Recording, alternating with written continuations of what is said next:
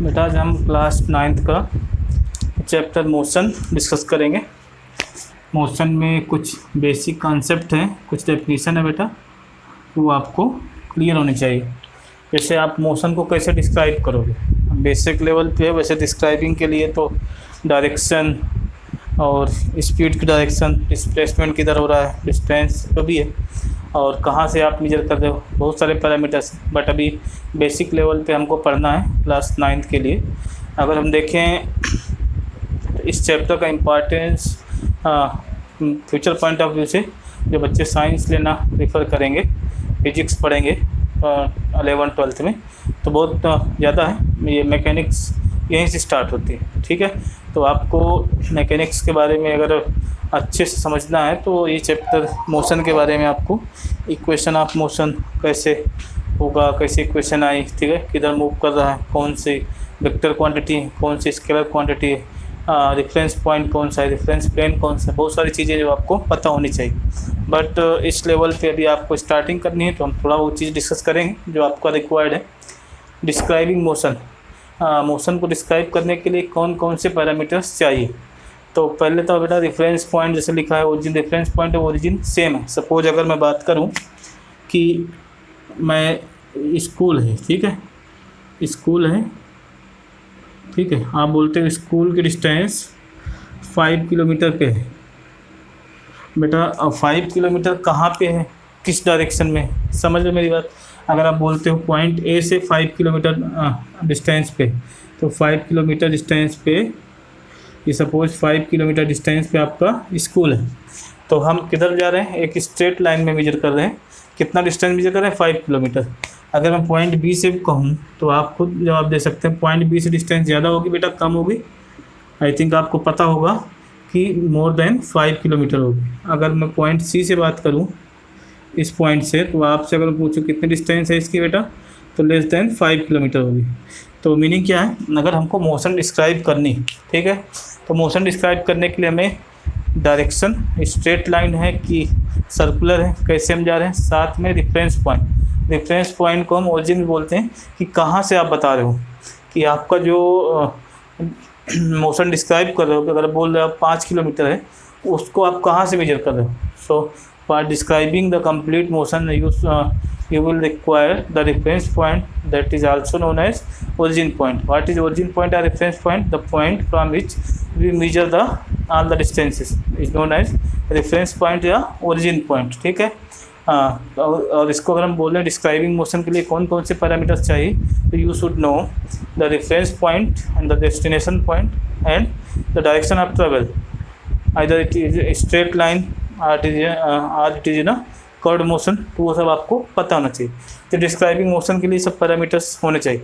इसके बाद motion along straight line, अगर आप स्ट्रेट लाइन के अलॉन्ग मूव करते हो बेटा, जैसे ये स्ट्रेट लाइन, ठीक है, तो स्ट्रेट लाइन में बी से आप डी गए, ठीक है, ई गए, ठीक है।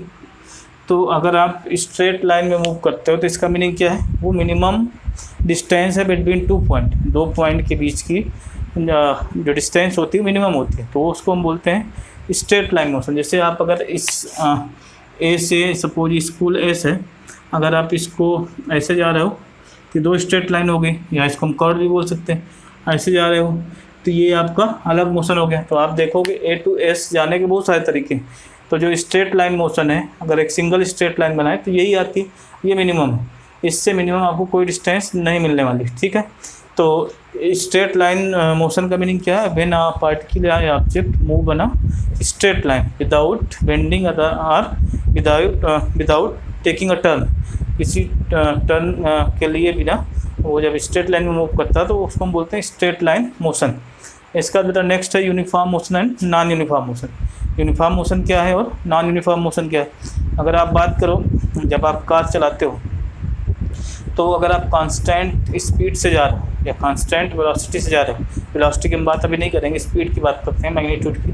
कांस्टेंट स्पीड से जा रहे हो, इसका मतलब अगर आप 10 किलोमीटर आधा घंटे में ट्रैवल करते हो तो नेक्स्ट 10 किलोमीटर ट्रैवल करोगे वो भी हाफ एन आवर लगने चाहिए, ठीक है, तभी आप उसको बोलोगे यूनिफॉर्म मोशन। क्यों? इसका मीनिंग क्या है? कांस्टेंट वेलोसिटी से या कांस्टेंट स्पीड से आप मूव करो। तो अगर आप डिफाइन करोगे what is a uniform motion, आप लिखोगे if you define in terms of speed, uniform motion can be defined as if object move equal distance in equal time of interval, equal distance in a equal time of interval, और you can say the speed of the object is remains constant। अगर आप इसको velocity के term में बोलो what is the uniform motion in terms of velocity, then you will define the velocity if it travels equal displacement। यहाँ पे distance नहीं use करोगे, यहाँ पे यूज़ करोगे displacement। if it travels equal displacement in equal time of interval, अगर आप 10-10 के 3 इंटरवल लेते हो सभी वो इक्वल डिस्प्लेसमेंट ट्रेवल करेगा, तो उसको आप क्या बोलोगे? Uniform motion with respect to velocity. या आप ऐसे बोल सकते हो object moving with a constant velocity is known as uniform motion, ठीक है। तो जैसे हम इसकी बात करेंगे स्ट्रेट लाइन को लेके चले, स्ट्रेट लाइन में स्पीड और वेलोसिटी सेम हो जाएंगी। अगर आप ए से बी, ठीक है, ए से बी में आप t = 10 मिनट लेते हो सपोज, और ये डिस्टेंस जो आप ट्रेवल करते हो 5 किलोमीटर, तो जो नेक्स्ट आप ट्रेवल करोगे B to C, अगर ये भी आपका 10 मिनट ही ले रहा है, आप 10 मिनट में मेजर कर रहे हो, तो ये डिस्टेंस भी 5 किलोमीटर होनी चाहिए। अगर आप इक्वल टाइम ऑफ इंटरवल में इक्वल डिस्टेंस या डिस्प्लेसमेंट ट्रेवल करते हो तो बेटा हम बोलते हैं उसको uniform motion with respect to speed and velocity. अगर हम इसको वेलोसिटी की अभी हम बाद में बात करेंगे क्योंकि वो थोड़ा ज़्यादा अभी के पॉइंट ऑफ व्यू से ज़्यादा हो जाएगा आपको समझने के लिए। वेलोसिटी में बेटा एक वेक्टर क्वांटिटी होने का मतलब इसको मैग्नीट्यूड और डायरेक्शन दोनों चाहिए, तो उसके रिस्पेक्ट में हम जब डिफाइन करेंगे तो वो एक पैरामीटर और जुड़ जाएगा। मैग्नीट्यूड तो रहेगा ही, साथ में हमको डायरेक्शन को भी कांस्टेंट रखना है। इस केस में अगर आप देखोगे स्ट्रेट लाइन में मूव कर रहा है तो डायरेक्शन भी कांस्टेंट है। जब डायरेक्शन भी कांस्टेंट है तो हम इसको बोल सकते हैं कि वेलोसिटी कांस्टेंट है या वेलोसिटी स्पीड की इक्वल है। बट जैसे आपने सर्कुलर मोशन लिया, सर्कुलर मोशन लेते ही स्पीड और वेलोसिटी का मैग्नीट्यूड तो सेम हो सकता है अगर आपने कांस्टेंट स्पीड से उसको मूव करा है, बट अब वेलोसिटी की डायरेक्शन हर पॉइंट पे अलग अलग होगी। कैसे? अगर आप ये सर्कुलर मोशन ले रहे हो तो इस पॉइंट पे जो ये मूव कर रहा है ऑब्जेक्ट इधर डायरेक्शन है, जब इस पॉइंट पे मूव करे वेलोसिटी की डायरेक्शन ये, इस पॉइंट पे मूव करेगा दी है, तो यहाँ पे वेलोसिटी डायरेक्शन चेंज हो रही। Although magnitude of speed and velocity are same but the velocity is not constant because the direction of the magnitude is changing with respect to time. Although magnitude is remains constant but direction is not constant, तो उस case में इसको हम uniform motion नहीं बोल सकते, ठीक है। क्यों? क्योंकि उसकी वेलोसिटी कांस्टेंट नहीं है, ठीक है। इसके बाद बेटा एवरेज स्पीड और एवरेज वेलोसिटी क्या होती है। तो एवरेज स्पीड क्या है बेटा? अगर आप डिफाइन करो तो टोटल डिस्टेंस, जैसे मान लो आपने यहाँ से स्टार्ट किया, ठीक है, यहाँ से आपने चलना स्टार्ट किया, फिर आप रुक गए, यहाँ पे सपोज t = 20 सेकेंड लिया, अब ये S1 डिस्टेंस चल गया, यहाँ पे आपने रेस्ट किया, यहाँ पे रेस्ट किया आपने सपोज थोड़ा टाइम के लिए आपने रेस्ट किया, फिर आपने फिर चलना शुरू किया, फिर इतना टाइम t = आपने 30 सेकेंड लिया और यहाँ पे S2 डिस्टेंस ट्रेवल किया। तो जो आप स्पीड के एवरेज स्पीड आप डिफाइन करोगे, इसमें एवरेज स्पीड जब आप डिफाइन करोगे तो एवरेज स्पीड क्या होगी बेटा? Average speed is nothing but total distance travelled upon total time taken. तो ये तो हो जाएगी आपकी डेफिनेशन ऑफ एवरेज स्पीड। कितना डिस्टेंस लिया बेटा? ये S1 + S2 टोटल डिस्टेंस चला, टाइम कितना लिया? इसको T1 ले लो, इसको T2 ले लो, T1 + T2, S1 + S2 लिख सकते हो अपॉन 20 + 30, तो हो जाएगा आपका एवरेज स्पीड। एवरेज स्पीड का मतलब भले ही आप डिफरेंट मैग्नीट्यूड से जा रहे हो, जैसे आपने शुरू किया 10 किलोमीटर पर सेकंड, अब बढ़ते बढ़ते 25 पहुंच गए, फिर रुक गए, फिर आपने शुरू किया 5 किलोमीटर पर सेकंड से, फिर आप 25 तक पहुंचे, तो उस ड्यूरेशन में आपने जितनी डिस्टेंस ट्रेवल की उसको आप डिवाइड करना टाइम से। मतलब एवरेज स्पीड का मतलब अगर हम पूरा जो वेरिएशन था स्पीड का 10 से 25, 5 से 25 जो मैंने अभी एग्जांपल दिया, उसको हम कांस्टेंट करते, मतलब वो वेरिएशन ना रहे, उसको हम ये ज्यूम करें कि सेम स्पीड से जा रहा है, तो सेम स्पीड से जाने में वो कितना डिस्टेंस, कितना टाइम कितना डिस्टेंस ट्रेवल कर रहा है, तो उसको हम बोलते हैं एवरेज स्पीड, मतलब कांस्टेंट। ठीक है, तो इसी के बाद एवरेज वेलोसिटी क्या है बेटा, ये तो स्पीड की बात थी। अगर हम वेलोसिटी की बात करें तो वेलोसिटी क्या है, तो वेलोसिटी में बेटा हम बेसिकली करते क्या है, इनिशियल और फाइनल वेलोसिटी को सम करके हाफ कर देते हैं। अगर हम एवरेज वेलोसिटी निकालेंगे और तो उसमें हम इन दोनों को ऐड करके हाफ कर देंगे। तो आपको याद रखना है, इस लेवल पे ज़्यादा समझना नहीं है ज़्यादा, तो यहाँ पे आपको करना है v plus u by two. V plus u by two का मीनिंग क्या है बेटा, v is a final velocity and u is the initial velocity. आप दोनों को ऐड करके हाफ कर दो तो ये एवरेज वेलोसिटी आ जाएगी। ठीक है, अगर वो स्ट्रेट लाइन में मूव कर रहा है, ये स्केलर फॉर्म है। अगर वेक्टर फॉर्म में तो उसको निकालने का तरीका बेटा कुछ और है, उसको फिलहाल हम डिस्कस नहीं कर रहे हैं क्योंकि वेक्टर से अभी आपका कोई बहुत दूर दूर तक लेना देना नहीं है। इसलिए क्लास 9th में कोई मतलब नहीं, कोई मीनिंग नहीं उसकी बात करने का। ठीक है, तो ये इसके बाद एक्सेलरेशन एक टर्म आता है बेटा। एक्सेलरेशन क्या है कि किस rate of change of velocity, अगर हम ऐसे बोलें, अगर स्ट्रेट लाइन में मूव कर रहा है कोई ऑब्जेक्ट, तो उस केस में जैसे मैंने अभी डिस्कस किया थोड़ी देर पहले, स्पीड और वेलोसिटी दोनों सेम होती हैं क्योंकि डायरेक्शन चेंज नहीं होती। जब डायरेक्शन चेंज नहीं होगी बेटा, तो जो आप वेलोसिटी डिफाइन करते हो जिसको कि मैग्नीट्यूड और डायरेक्शन दोनों चाहिए, तो उस केस में उसकी वेलोसिटी केवल मैग्नीट्यूड से डिफाइन होगी और मैग्नीट्यूड ही स्पीड को रिप्रेजेंट करता है। तो जब मैग्नीट्यूड और स्पीड दोनों सेम हो जाएंगे, स्पीड के लिए भी वेलोसिटी के लिए, और डायरेक्शन का कोई इंपॉर्टेंस नहीं रह जाएगा, तो इस केस में स्पीड और वेलोसिटी दोनों सेम हो जाएंगे। ठीक है, तो अगर हम एक्सेलरेशन स्ट्रेट लाइन में बात करें तो एक्सेलरेशन क्या है, acceleration is nothing but it is a rate of change of velocity. Meaning क्या है, अगर आप ये बोलते हो, अब इसका भी जैसे क्लासिफिकेशन होता है कि यूनिफॉर्म एक नॉन यूनिफॉर्म, तो एक होता है यूनिफॉर्म एक्सेलरेशन, यूनिफॉर्म एक्सेलरेशन, और एक होता है बेटा non uniform, uniform acceleration. But आपको जो पढ़ना है अभी ये यूनिफॉर्म ही पढ़ना है, नॉन यूनिफॉर्म नहीं पढ़ना है।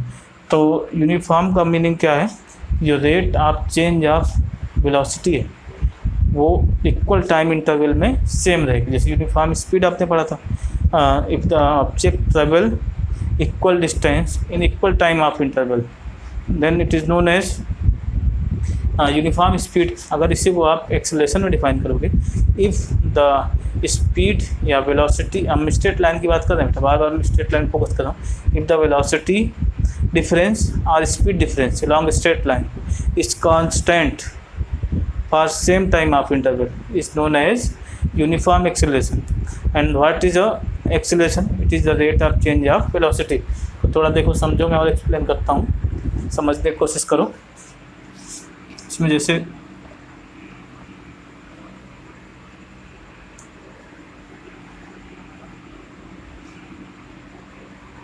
अगर मैं बात करता हूँ, ये v इज इक्वल टू, यहाँ पे था 5 मीटर पर सेकंड बेटा, t is equal to 10 second पे। ये चलते चलते इसकी आपने एक्सेलरेशन लिया, इसकी वेलोसिटी हो गई 25 मीटर पर सेकंड। ठीक है, और यहाँ पे हो गया t is equal to 20 second. फिर आपने आगे देखा तो यहाँ पे t is equal to 30 second ले लो। अब इसकी वेलोसिटी हो गई suppose 45 metre per second. Similarly आपने आगे बढ़ा, यहाँ पे आपको वेलोसिटी ले लिया आपने 65 मीटर पर सेकंड, और यहाँ पे टाइम हो गया बेटा 40 सेकंड। देखो जो हमारी डेफिनेशन थी, पहली क्या है लिमिटेशन, कि time should be, time interval should be same. तो यहाँ पे देखोगे टाइम इंटरवल बेटा कितना है, 20 - 10 सेकंड। यहाँ पे आप देखोगे इस केस में 30 - 20 10 सेकंड, इस केस में देखोगे 40 - 30 10 सेकंड, सभी में 10 सेकंड का डिफरेंस है। अगर हम स्पीड का डिफरेंस बेटा चेक करें इसमें डिफरेंट पॉइंट पे, सपोज ये 1 पॉइंट था, ये 2 पॉइंट था, ये 3 था, 4 था, और सारे पॉइंट ले सकते हो। तो यहाँ पे जो डिफरेंस आएगा बेटा वेलोसिटी का, इन दोनों को माइनस करोगे 25 minus 5, 25 minus 5 is equal to 20 metre per second. हम डेल्टा वी है, डेल्टा वी का मतलब है चेंज इन स्पीड और वेलोसिटी। इसको आप डिफरेंस निकालोगे तो ये भी आएगा बेटा 20 मीटर पर सेकंड। सिमिलरली इसका आप डिफरेंस निकालोगे तो ये भी 20 मीटर पर सेकंड। तो यहाँ पे अगर आप देखोगे तो ये चीज़ कॉमन क्या दिख रही है, ऑब्जेक्ट ट्रेवल, ठीक है, वो क्या ट्रैवल करते हैं, object have equal velocity difference या इक्वल डिफरेंस इन वेलोसिटी या equal change in velocity in equal time of interval, in equal time of interval. तो इसको हम क्या बोलेंगे, यूनिफॉर्म एक्सेलरेशन। अब एक्सेलरेशन है क्या बेसिकली, अगर आप एक्सेलरेशन डिफाइन करो, जैसे मैंने स्टार्टिंग में डिफाइन कर दिया था, एक्सेलरेशन क्या है, it is a rate of change of speed और वेलोसिटी। तो rate of change of velocity मतलब पर यूनिट टाइम, एक यूनिट टाइम में कितना चेंज आता है वेलोसिटी में, उसको हम एक्सेलरेशन बोलते हैं। यहाँ पे अगर हम इसकी बात करें तो delta we upon T, delta T, इसको आप बात करोगे, आपका सपोज ए जोन है ये वाला यहाँ से यहाँ तक, दूसरा जोन बी है 2 से 3 तक, तीसरा जोन सी है 3 से 4 तक। तो इसको हम बोल देंगे डेल्टा वी, इसको हम बोलते हैं एक्सेलरेशन बेटा, इसको हम ए से डिनोट करते हैं, ठीक है, इसको ए से डिनोट करते हैं। तो अगर हम ए निकालें for a zone, that is nothing but 1 से 2, तो इसको आप निकालोगे डेल्टा वी अपॉन टी रखोगे तो 20 upon 10 that is equal to 2 metre per second square. ये आपको ध्यान रखना, इसका जो यूनिट होती है मीटर पर सेकेंड स्क्वायर। ये कैसे आया, इसको आप देखोगे तो वेलोसिटी, चेंज इन वेलोसिटी हो, चाहे वेलोसिटी हो चाहे स्पीड हो, सभी की यूनिट सेम होती। तो इसको आप लिखोगे metre per second, 1 second metre ये टाइम है, इसका भी आएगा, इसका 1 सेकेंड आएगा, तो फाइनली क्या हो जाएगा, मीटर पर सेकेंड स्क्वायर। तो मीटर पर सेकेंड स्क्वायर इसका यूनिट होती है। तो आपको यूनिट ध्यान रखनी है, जैसे टाइम की सेकेंड या आवर या मिनट, स्पीड की मीटर पर सेकेंड, ठीक है, metre per minute, metre per hour. Similarly आप उसकी बात करोगे डिस्टेंस की या डिस्प्लेसमेंट की तो मीटर होती है, ठीक है, ये हो जाएगा। और मीटर पर सिमिलरली आप बी जोन निकालोगे, acceleration for zone B that is nothing but 2 से 3, इसमें भी आप लिखोगे delta B upon delta t, इसका भी आप डिफरेंस निकालोगे 20/10, it is nothing but 2 metre per second square. Similarly आप सी जोन के लिए निकालोगे 2 से 3, ठीक है, इसका भी आप वही फार्मूला लगाओगे delta B upon delta t that is 20/10 equal to nothing but 2 metre per second square. इसको हम बोलते हैं बेटा यूनिफॉर्म एक्सीलरेशन। क्यों, because the speed the change rate of change of velocity, rate of change of speed is constant for equal time of interval। तो uniform acceleration क्या है, when the rate of change of velocity is same for any time interval, for any equal time interval, then it is known as uniform acceleration. ठीक है बेटा, इसके base पे कुछ NCERT example question है, हम उसको कर लेते हैं, आगे के थ्योरी में आगे पढ़ेंगे। ठीक है बेटा, तो जैसे इसमें एग्जाम्पल नंबर 8.1 में आओगे, 8.1 में क्वेश्चन पढ़ दे रहा हूँ, रीड कर दे रहा हूँ। 8.1 में बेटा दिया है object travels 16 metre in 4 second, 16 metre in 4 second and then another 16 metre in 2 second. तो बेटा जो डिस्टेंस है वो सेम है, 16 मीटर की, टाइम चेंज हो रहा है। अगर आप देखोगे, अगर मैं इसको फॉर्मुलेट करूं तो रिप्रेजेंट करूं कि जो फर्स्ट 16 मीटर है, ठीक है बेटा, जो फर्स्ट 16 मीटर है, ये फर्स्ट वाला जो है, अरे मार्कर धोखा दे रहा है बार बार, ये परेशान कर रहा है हमको।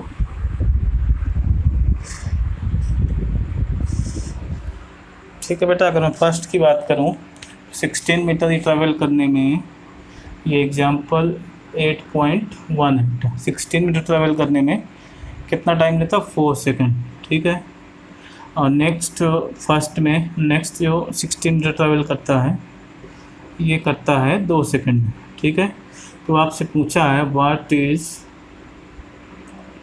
ठीक है, व्हाट इज़ एवरेज स्पीड, आप जाओ बेटा फार्मूला में, अगर आपको याद हो हमने लिखा था average speed is equal to total distance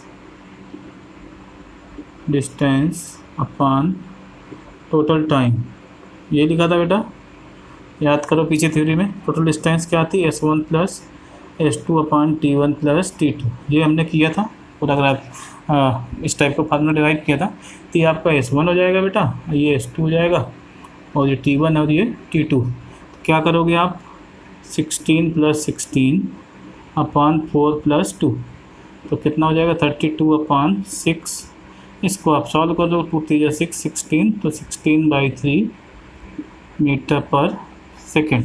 तो ये बेटा इसका आंसर हो जाएगा, बहुत सिंपल सा 16/3 मीटर पर सेकेंड। ठीक है, तो ये इसका आंसर आएगा बेटा, इसको कर लोगे।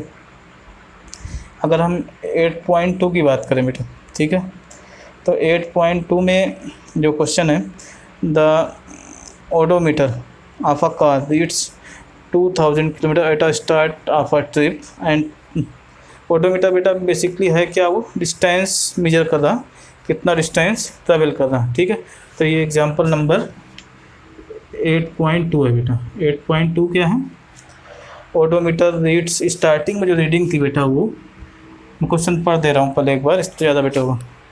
Odometer of a car reads 2000 kilometre at the start of a trip and 2400 kilometre at the end of a trip. If the trip took 8 hours, calculate the average speed of the car. देखो बेटा, जैसे यहाँ पे start कर रहा, यहाँ पे जो ओडोमीटर की रीडिंग थी, ठीक है, ये था 2000। आपको इससे प्रॉब्लम फार्मुलेट करनी। जब 8 आवर वो चल लिया बेटा, तो यहाँ पे ओडोमीटर था, ओडोमीटर का मतलब ये जो आपका डिस्टेंस मेजर करने वाला है ये, तो यहाँ पे ये हो जाता है 2400 किलोमीटर। ठीक है, कितना टाइम लेता है 8 आवर।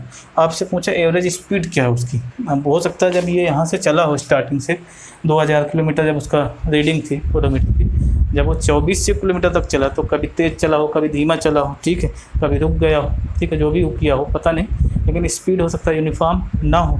उसी को यूनिफॉर्म बनाने के लिए हम क्या करते हैं, एवरेज स्पीड का कॉन्सेप्ट डालते हैं। तो इसमें भी आपको ये करना है, average speed is equal to, आप लिखोगे average speed is equal to total distance, वही फार्मूला बेटा जो हमने पढ़ा था, अपॉन टोटल टाइम, ये फार्मूला था हमने पढ़ा था। तो टोटल डिस्टेंस कितना होगा बेटा, 2400 फाइनल था और स्टार्टिंग में 2000 किलोमीटर था। टोटल टाइम कितना लिया, 8 आवर लिया, तो 400 अपॉन 8 आवर, तो ये हो जाएगा 550। अब आपको यूनिट ध्यान रखना, देखो हमने जो डिस्टेंस रखी किलोमीटर में रखी है, तो न्यूमरेटर में किलोमीटर आएगा, डिनोमिनेटर में टाइम रखा, आवर में रखा, तो डिनोमिनेटर में आपका आवर आएगा।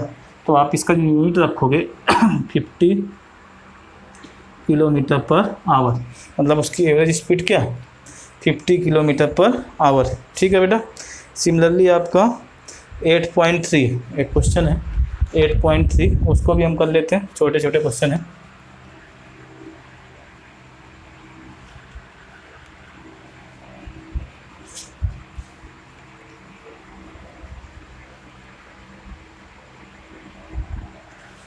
एट पॉइंट थ्री में बेटा मैं क्वेश्चन पढ़ देता हूँ पहले। Usha swim in a 90 metre long pool, she covers 180 metre in 1 minute by swimming from one end to other and back along the same straight path. Find the average speed and average velocity of the Usha. ठीक है, ऊषा बेटा इसमें swimming कर रही है, ये pool है आपका, ठीक है, यहाँ पे ऊषा स्टार्ट करती है, ठीक है। अब आपको कितना 90 मीटर लंबी है, ये जो पूल है आपका ये बेटा 90 मीटर लंबा है, यहाँ से स्टार्ट करता है, ऊषा इधर जाती है, ठीक है, 90 मीटर ट्रेवल करेगी, फिर इसी रूट इसी पाथ में वापस वो आ जाती है, ठीक है। तो इसी पाथ में आके इनिशियल पॉइंट इसका, ये इनिशियल पॉइंट था, आई मतलब इनिशियल है, ये फाइनल पॉइंट था। आई एंड एफ आर सेम, ठीक है बेटा। जो टाइम ले रहा हो, टाइम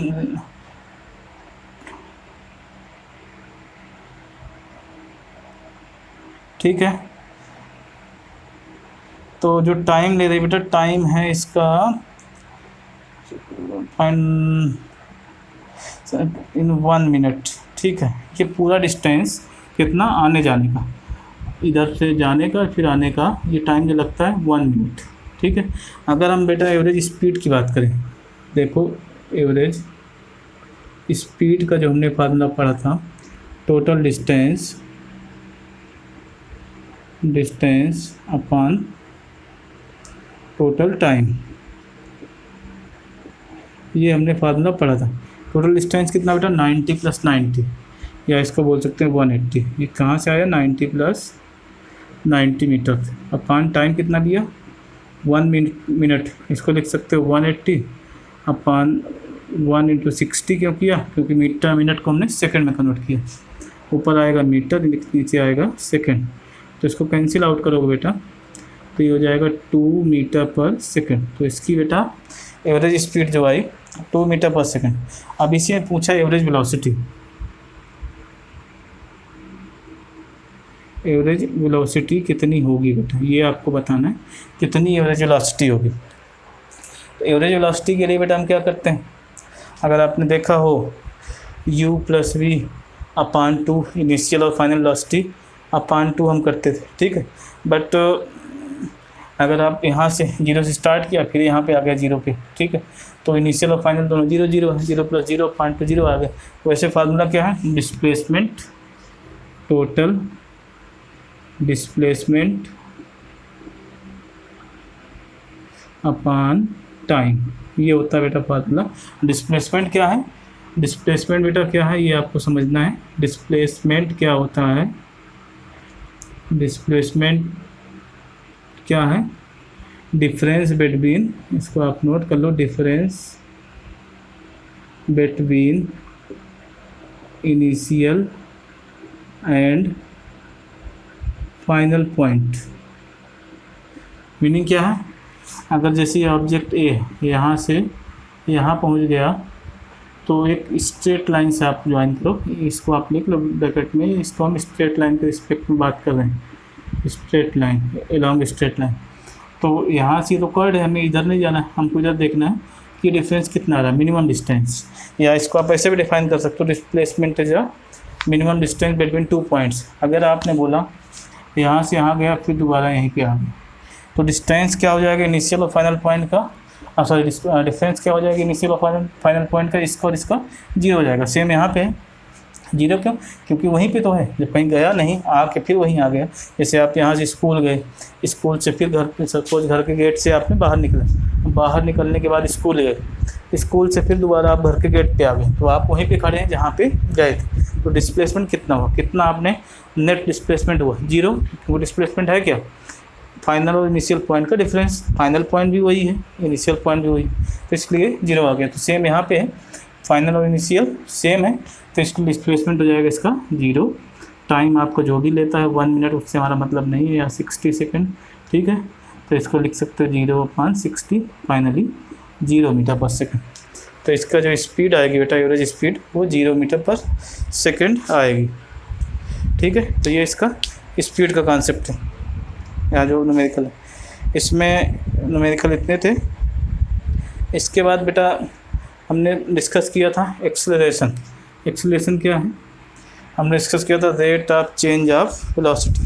इसको बेटर होगा हम नेक्स्ट लेक्चर में कर लें, क्योंकि टाइम लेक्चर ज़्यादा लंबा खिंचता है, उसमें थोड़ा सा हम ग्राफ भी करेंगे, ठीक है। Time velocity time graph, displacement time graph, ये सब चीज़ें भी उसमें हम पढ़ेंगे, उसको कवर करेंगे, कोशिश करेंगे पूरा का पूरा इसमें कवर हो जाए, अभी ख़त्म हो जाए, ठीक है बेटा। तब तक के लिए आप ध्यान रखो, और चैनल में आप नए हो तो इसको सब्सक्राइब कर लो, क्योंकि इसमें चैनल में आपको 9th से 12th तक फिजिक्स एंड मैथ्स दोनों के वीडियो आपको मिल जाए। आप उसको एंजॉय करो, क्वेश्चंस करो, आपको कोई ट्यूशन कोचिंग की ज़रूरत नहीं। अगर आप इसको देखते हो तो मैं कोशिश करता हूँ complete theory with examples with numericals, so that आपके कॉन्सेप्ट क्लियर हो जाए, ठीक है। ओके बेटा, टेक केयर।